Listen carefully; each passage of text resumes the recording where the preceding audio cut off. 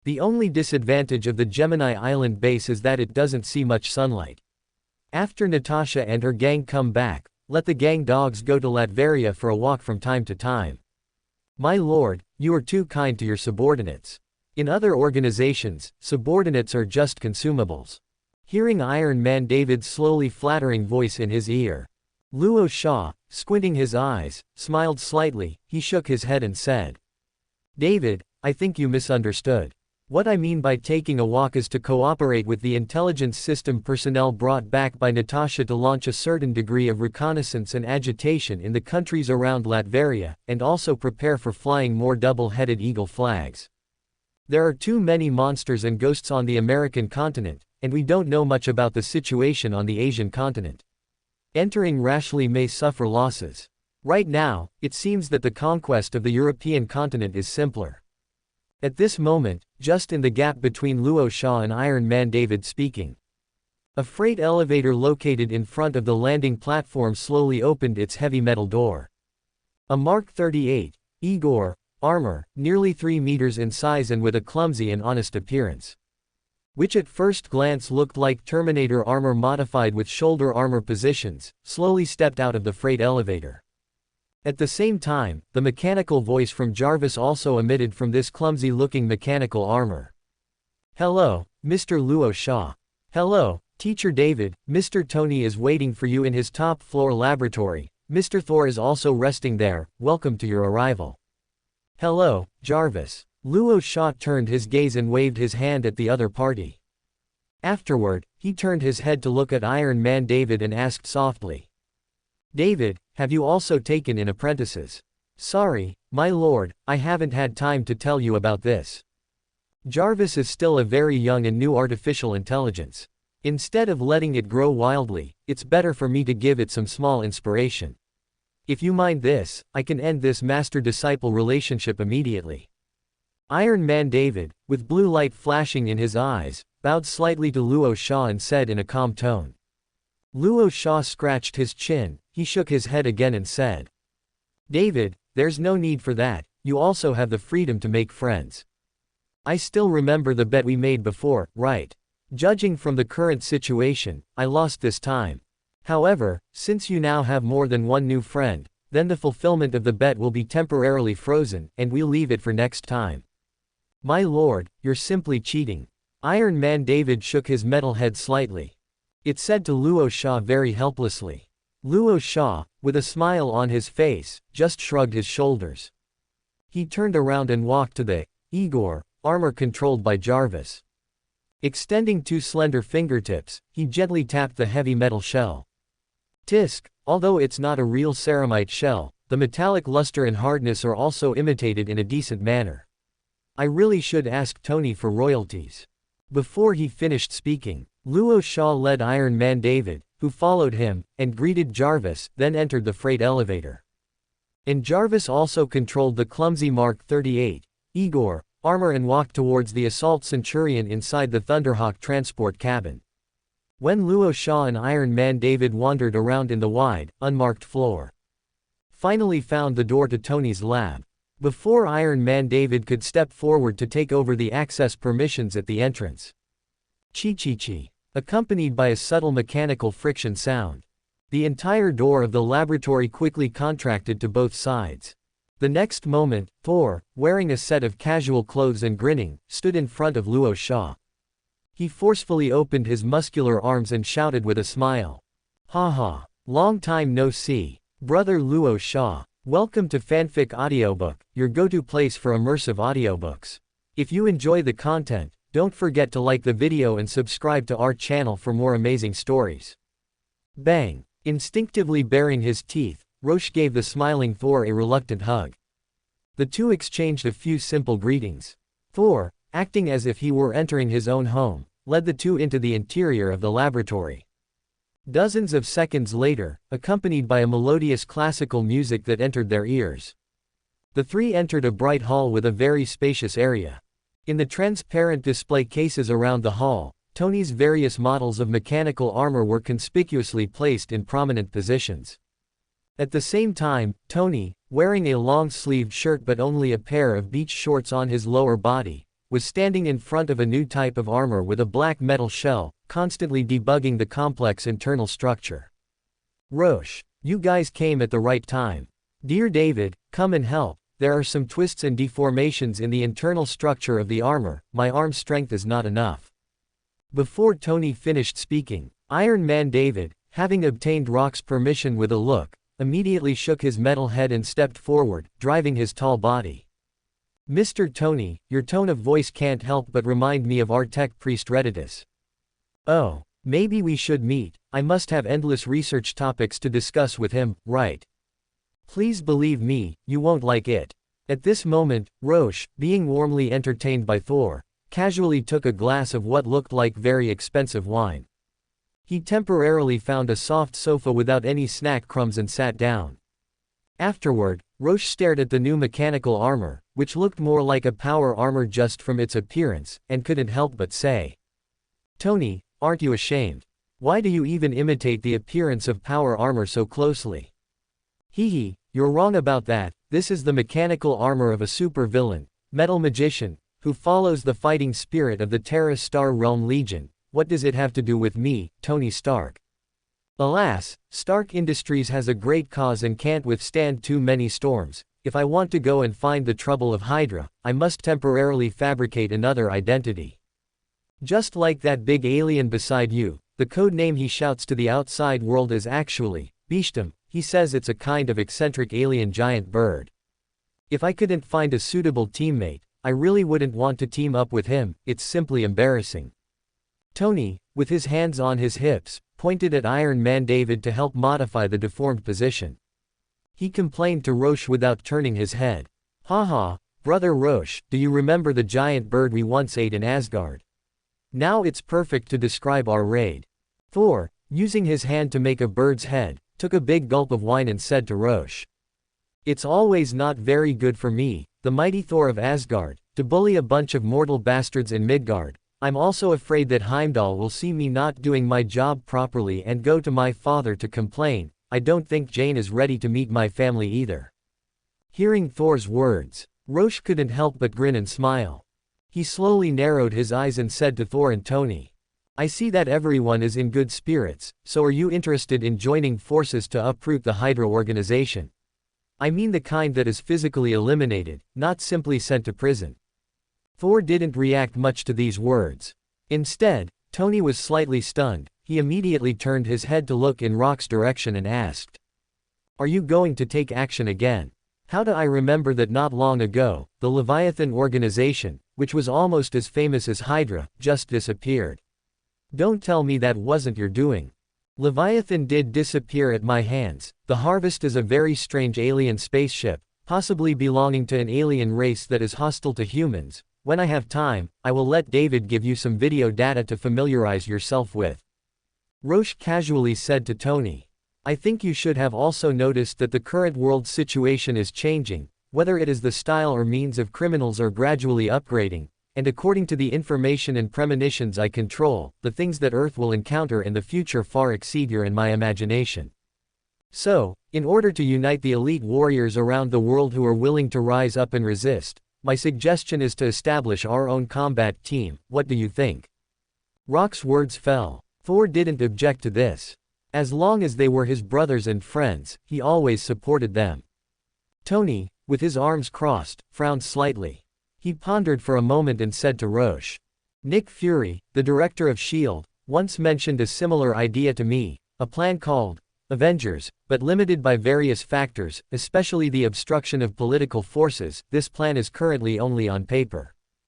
But because the current S.H.I.E.L.D. is more like a branch of Hydra, and Rogers also told me to try to have as little contact as possible with those agents, so I didn't take this matter to heart. Roche nodded. He raised his hand and pointed to himself and Thor beside him, and said in a calm tone, Nick Fury's capable assistant, Black Widow Natasha, has already joined my command, which is enough to explain the problem of S.H.I.E.L.D. Moreover, if it is a combat team formed by ourselves, of course, we will only absorb allies who can be trusted, and familiar friends with higher combat capabilities. If there are no accidents, I will introduce a mage and a national monarch who is proficient in witchcraft and technology to everyone. Very good.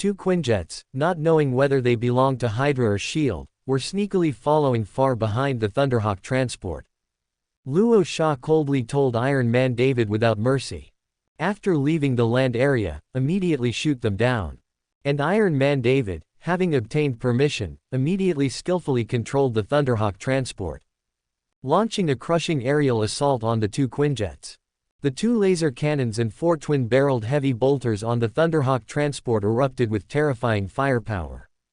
Almost in one encounter, the 2 Quinjets were completely blasted into burning, exploding fireballs, quickly plummeting towards the sea. After the Thunderhawk transport repeatedly circled over the sea at the crash site several times, not seeing any survivors, Iron Man David then controlled the flying vehicle to penetrate the thick clouds and fly towards the Gemini Island base.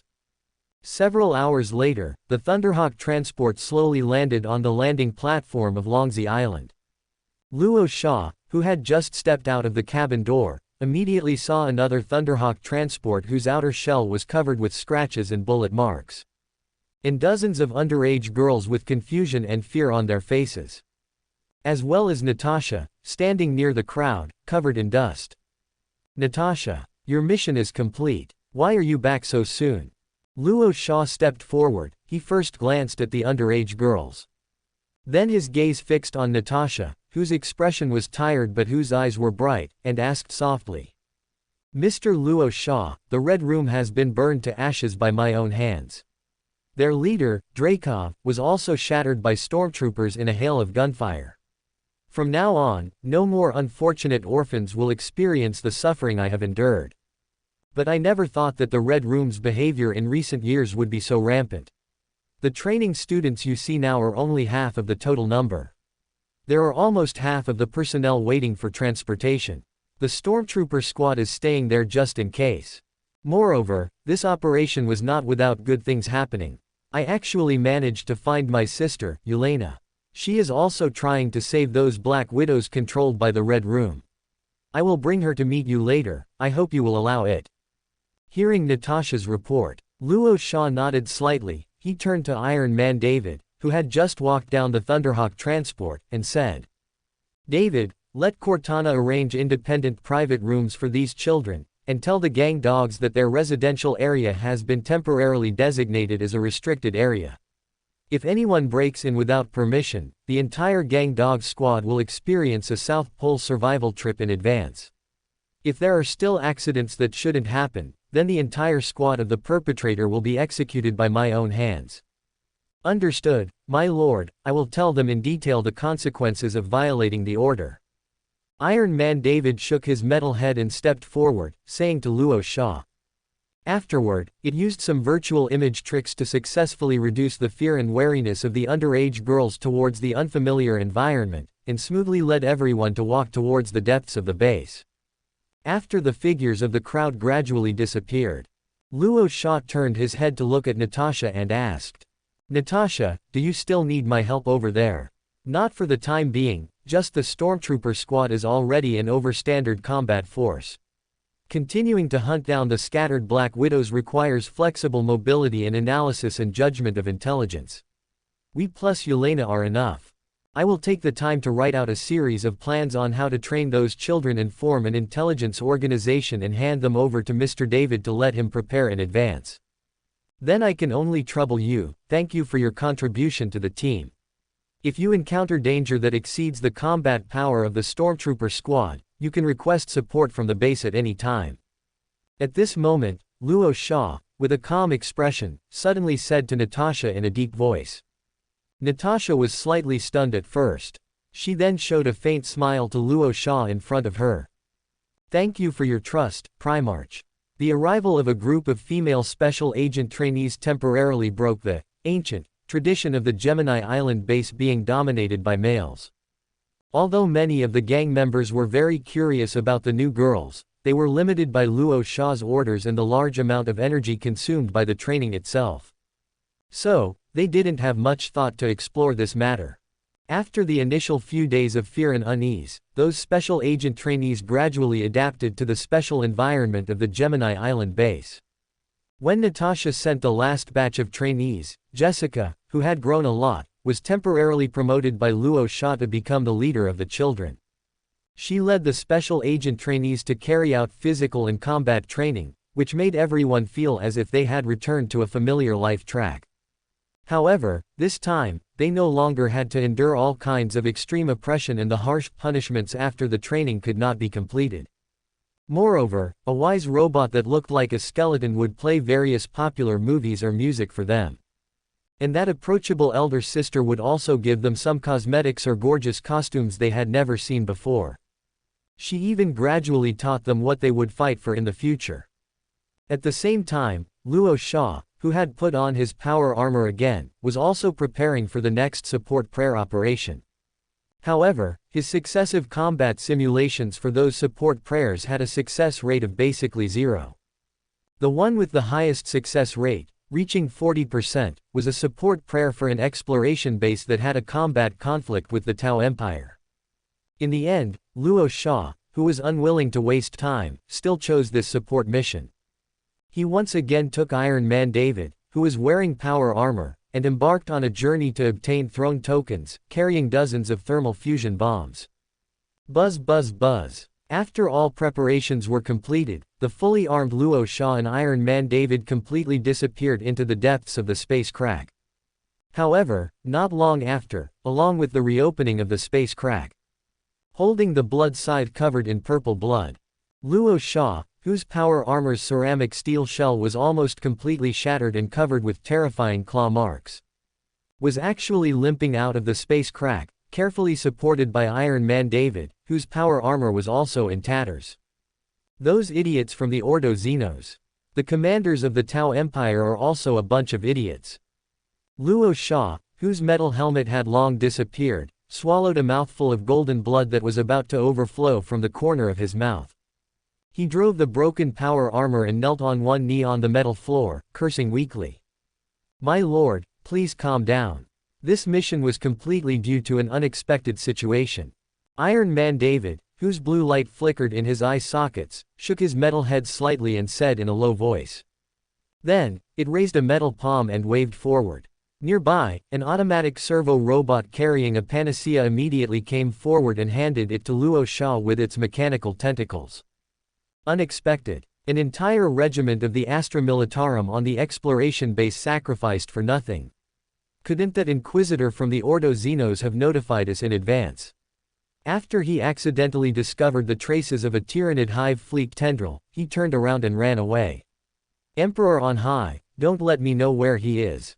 Otherwise, I will tear him apart sooner or later. The commander of the Tau Empire is also a stubborn idiot. Seeing that the hive fleet surrounding the planet had begun to deploy landing troops, I suggested to it that both sides temporarily cease fire and first work together to deal with the Tyranids to survive, but it actually told me that the Ethereals would not allow this to happen unless I was willing to invest in the greater good. Then to hell with the greater good. I'm just waiting for Tzeentch to give their Tau Empire a great surprise from within. Gritting his teeth, Luo Sha couldn't help but widen his eyes and sneer as he cursed. Then, he casually picked up the panacea and stuffed it into his mouth. Although Luo Sha still received a basic reward of 1 throne token for this support operation, the price was the sacrifice of an entire fully staffed regiment of the Astra Militarum. A cowardly Inquisitor of the Ordo Xenos needs to bear all the responsibility for this. After discovering the movement of a Tyranid hive fleet tendril, the other party actually turned around and ran away. Even if the warp communication was blocked by layers of the hive fleet, as long as the accompanying personnel were sent to notify.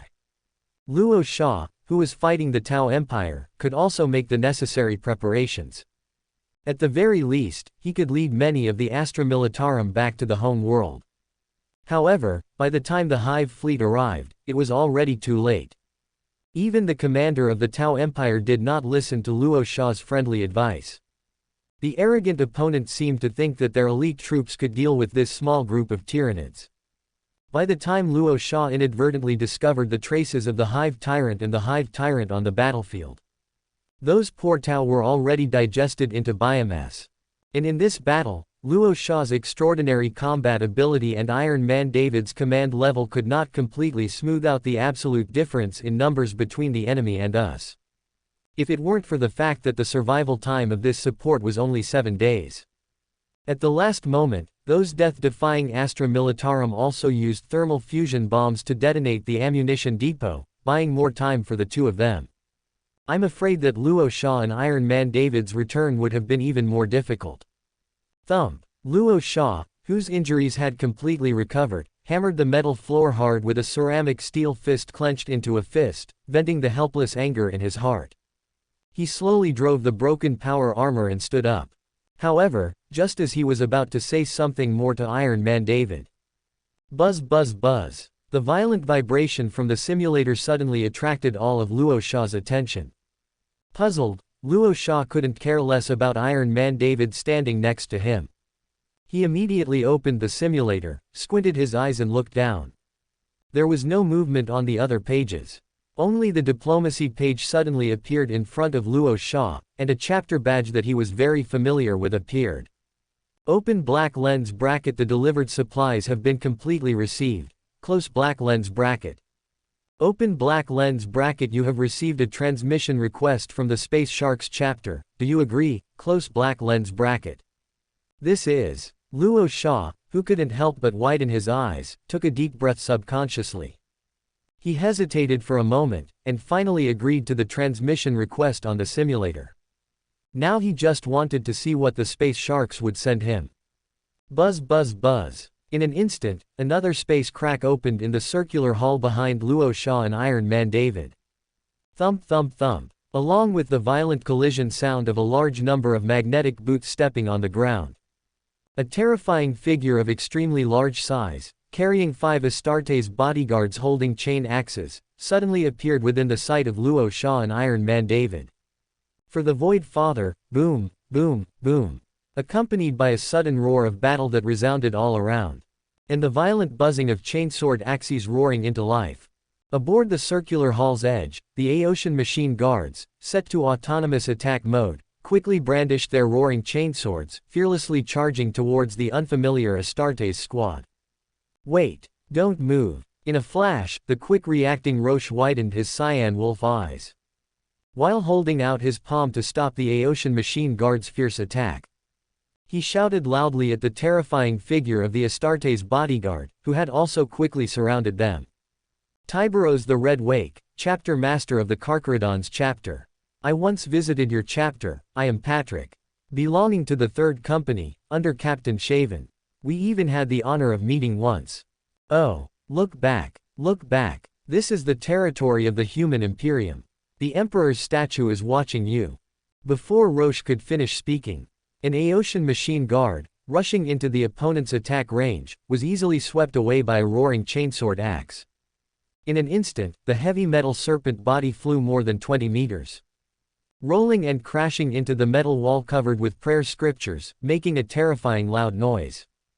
Boom! At this moment, the terrifying figure in ancient Terminator armor slowly raised a huge palm equipped with lightning claws, temporarily stopping the next action of the 5 Astartes bodyguards. I remember Patrick, who sacrificed himself on the battlefield, and I also sensed a faint connection to Lord Korax from you. Chapter Master Tiberos's cold voice, like a shark grinding its teeth, emanated from inside the heavy metal helmet. Who exactly are you? Why are you wearing the Salamander's chapter's painted power armor? What is this place? Seeing that the other party had finally shown a desire to communicate. Roche, with wide eyes, subconsciously breathed a sigh of relief. He turned his head and glanced at Iron Man David, who was secretly issuing orders to summon more intelligent legions. Roche first raised a palm, signaling Iron Man David not to act rashly. Then, he took a deep breath and said in a very solemn tone. I am the 22nd Primarch created by the Emperor. As for the Power Armor's chapter paint, it's just a disguise. This is a place without the warp, and it's also a primitive universe that has not yet been wantonly invaded by chaos forces. You are standing in the Terra underground of this universe, which is the deepest part of my base. Hearing Rock's almost blurted words, Carcharodon's chapter master Tiberos seemed to shake his heavy metal helmet slightly. After a moment of silence, he said to Roche in a deep voice. It seems you are not lying, and my chief librarian's psychic premonition has not been too far off.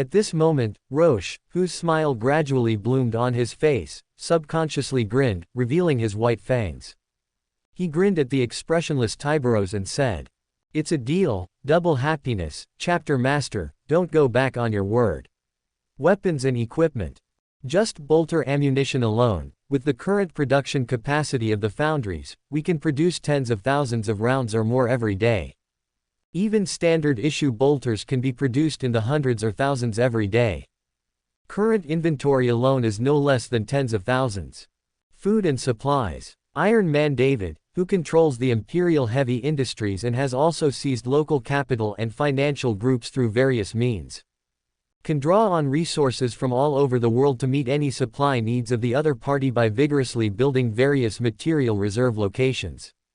Roche had never seen such simple cooperative requirements.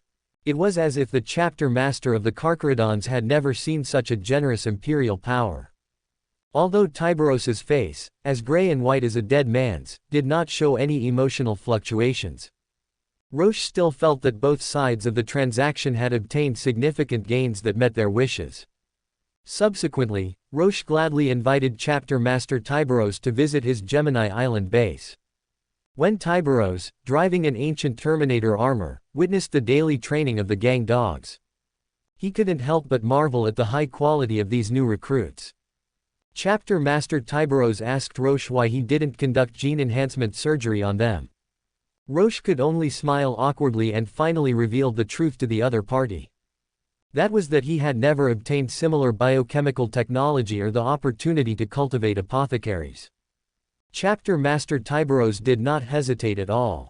He immediately stated that the Carcharodons chapter could help Roche cultivate some Astartes, provided that Rock's side provided the necessary new recruits and gene seed. Alternatively, special personnel could be arranged to follow the apothecaries for long-term study. Roche was somewhat tempted. However, he also expressed his concerns in advance. That was the issue of chaos corruption. He could resist corruption with the Emperor's gaze and unwavering will.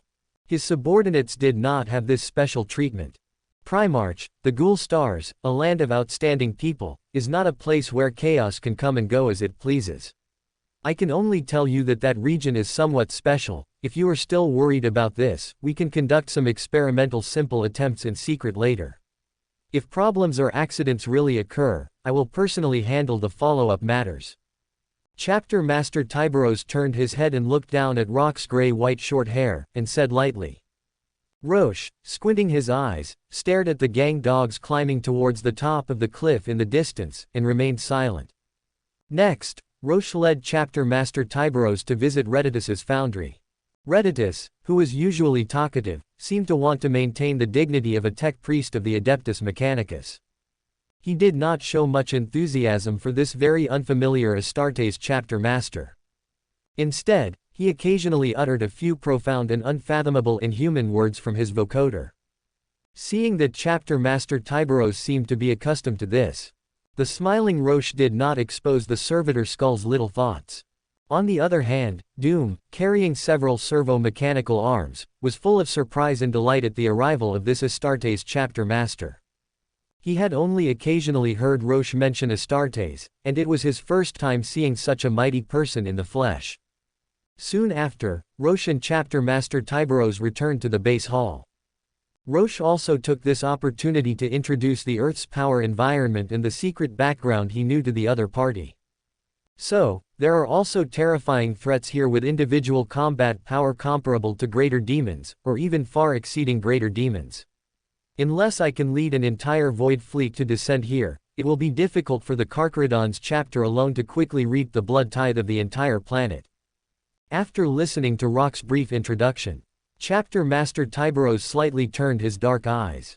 He stared at the lightning claws on his two huge palms and muttered in a low voice.